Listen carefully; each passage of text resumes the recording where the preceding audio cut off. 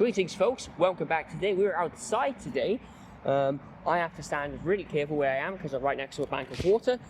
But it's really nice out here. It's cloudy, but there's sun in the vicinity of the area. Right now I'm at Blackweir. Technically I was past Blackweir. Blackweir is like down here, actually, down by here.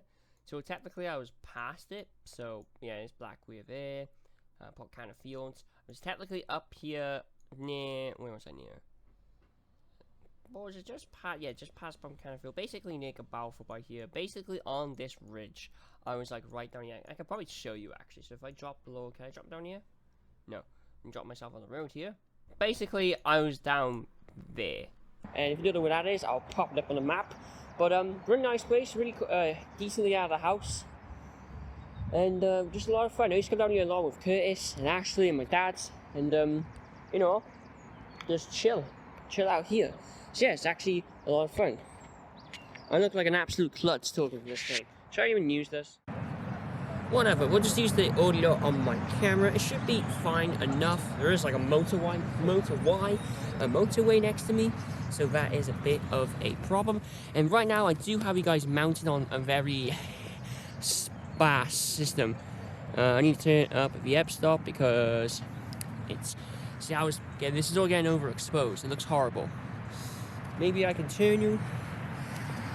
Oop. There we go.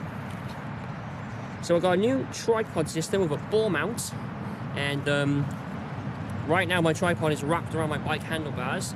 Is this good? Am I in frame? I'm in frame, but this is all blown out, but whatever, I'm in frame. And took it out for a spin, took it out for some pictures. I caught some ducks earlier, that's going to look really great. And basically I just want to show the camera for what it is. And I've been kind of comparing it up against my phone.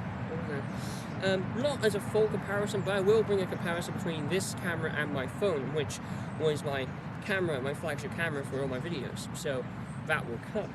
So if you got an old smartphone and you're probably thinking, do I upgrade to a new smartphone or do I upgrade to a full-fledged camera? But yeah, this is a mirrorless camera, keep that in mind.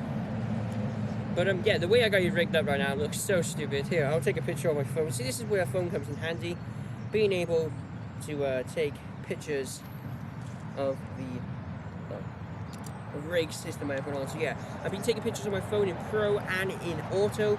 Because the Pro mode on Samsung phones are actually really good. It lets you, you know, change the white balance, change the exposure, and it's just a hell of a lot of fun. Oh, the batteries. Sit down by here, and can you see me quite well? See this U-Lanzi selfie stick tripod. We're going to call it a selfie stick tripod because it is. It's a selfie stick and a tripod in one. This is, I knew that was not a safe rock to sit on. And it can mount a 3/4 inch thread, I think that's correct. And it has built in a smartphone mount. So not only can I mount a camera on it, but I can flip the mounting system up to fit my phone, which is really cool. So the battery's down here, but luckily I bought a spare, despite it being £44. Bit of a drag, I know. I'm going to go over some of the cons, like early review. I'm going to review this camera at some point, in like I'm going to give it like a month or two, because the weather here is very sparse, and it's very 50-50. The weather changes all the time over here, so it gets really annoying. The great thing, I love this camera just because of the screen, the flip out screen, being able to see what I'm doing on camera is a hell of a lot of fun. And being able to take low profile shots with the screen flipped and on like an angle, for example, that's really cool. Battery door, I don't really like the battery door being at the bottom, but it's fine, but I hate the SD card slot being at the bottom, so I do need to get a smaller mounting system to be able to lock it, being able to I can access the SD card while on a tripod, because that's the problem I'm running into lately. I do like the fact that the the battery slot here, if you pull up this little tab, if you buy yourself a dummy battery, you can basically plug this into the wall and run it off, you know, wall power, which I find quite cool. So yeah, the Canon LP-E12 batteries, what was it, about, let's see there, 875 milliamps. They do last quite a while if you do not use the screen in the back of the camera. They do last a decent amount of time, just don't record in 60 FPS there. And let me just give you my first thoughts on this camera. Like, I've been looking to get the Canon M50 for a hell of a long time, since it came out, 2018. And back then, I actually had bought this phone. So I bought my phone in 2018, so I was I wish I maybe waited a little bit to buy this. Although my knowledge of cameras back then wasn't as good as they are today, even though when I go back in time and think, oh, I could have done this, I could have done that better, I then realized but my knowledge at the time was terrible. And like one thing going into this camera is learning your aperture and your f-stop, basically making it all balanced so it all works out the same. This is a little look out. See how big this is up here? I'm going to crop this in, by the way. But as you can see, the video here, I can't remember what the specs are on the S8 like selfie camera. I can't really remember what the specs are. But I know this is 1080p right now, or 1440p, I can't remember which one. This is what the video gives off here versus the camera. And if I remember correctly, I was in my vlog, I talked about how big the sensor is. This is a APS-C sensor, which I think 39mm. I think my phone's is like 4.2. So yeah, this sensor is really small, but it's really convenient, as you can see. So yeah, pretty cool. The things I like about this camera is its size. The reason why I bought the M50 versus maybe a bigger mirrorless camera, you can get bigger mirrorless camera than the M50, was because it fits in my little man bag. It just fits perfectly in the man bag.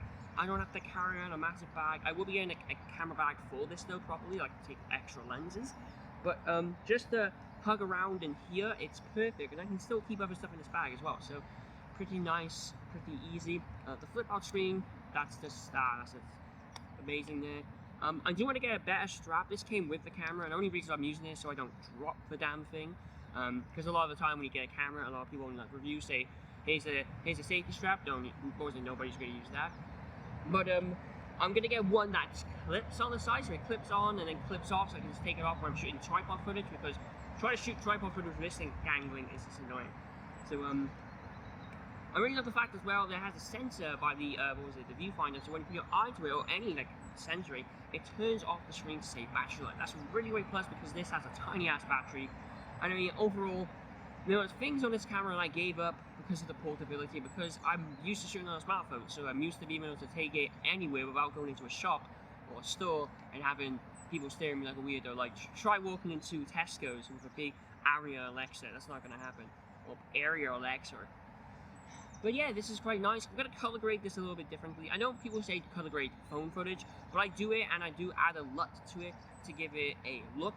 And although color grading on the Canon M50 is a hell of a lot easier, and way better, to be honest, later on I'm gonna import a log format into here. This doesn't support the Canon C-Log profile, but there are, oh my god, there's ducks here.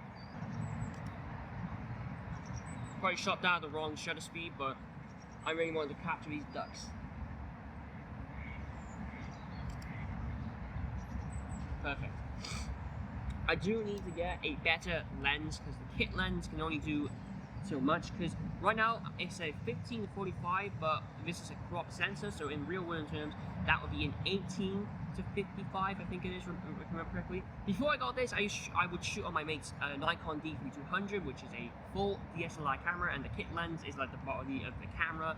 And I was going to get a EFM M to Nikon F lens, but I decided not to get it in the end. I'm just going to get M lenses, and the first one I'm going to get is a 32mm prime lens from Viltrox, which looks really nice, and it's for £200. It does what it does. So that is the next lens I'll be getting for this camera. But for now, the kit lens is fine. People always bash the kit lens because it's terrible, blah blah blah, doesn't do shots. But I'm gonna show you pictures that on this camera takes very well.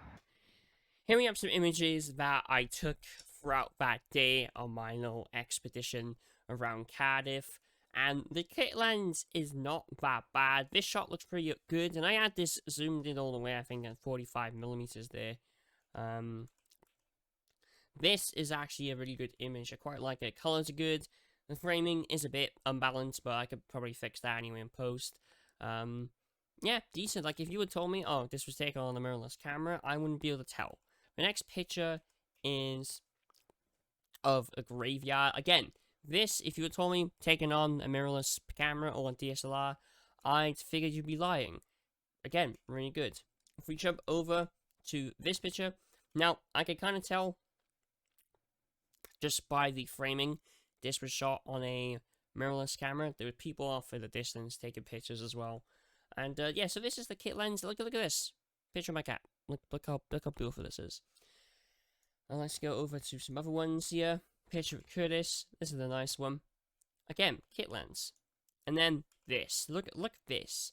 This doesn't look like it was shot with a kit lens. It's mind-boggling. Oh!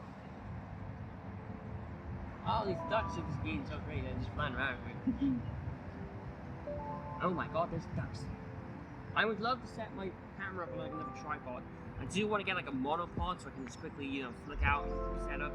But this is fine now. That's funny, they're chasing each other. Oh my god. What the fuck is he doing?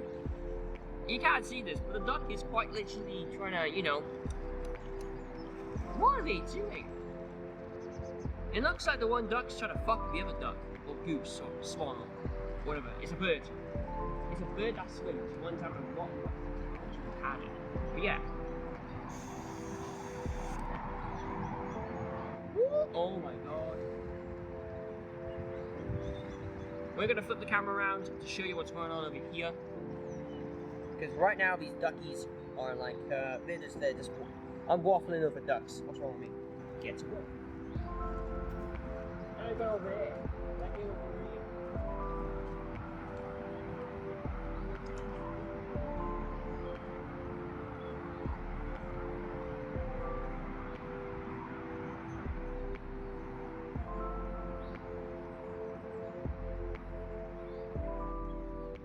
Like I said, the kit lens can only do so much.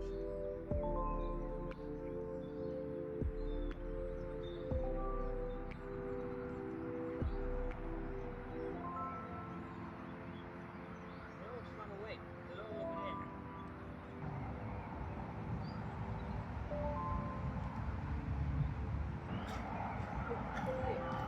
He's running away from me.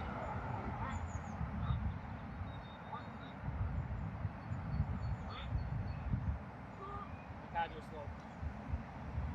It's Paris. It keeps running away from me, I can't get it. And yeah, maybe that's why the kit lens is so great. Alright, enough waffling around. Let's go for another sneaky little ride. Let's back this back on. Like so.